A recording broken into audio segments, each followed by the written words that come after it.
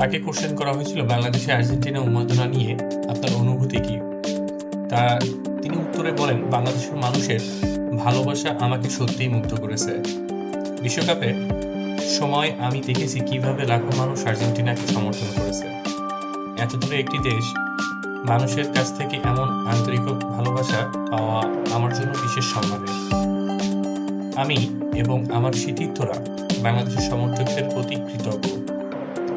তাদের আবেগ উদযাপন এবং সমর্থন আমাদের কাছে পৌঁছেছে।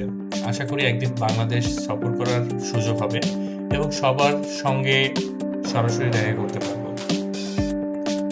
এবং আরও বলেছেন, বাংলাদেশের মানুষের ভালোবাসা অবিশ্বাস্য।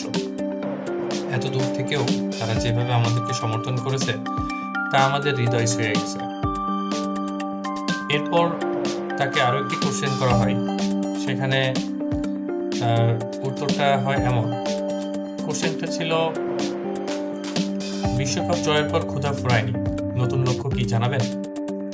উত্তরে ছিল, বিশ্বকাপ জয় ছিল আমার ক্যারিয়ারের সবচেয়ে বড় স্বপ্ন। একজন ফুটবলারের শেখা উন্নতি করা, প্রতিযোগিতা চালিয়ে যাওয়া, ইচ্ছা কখনো শেষ হয় না।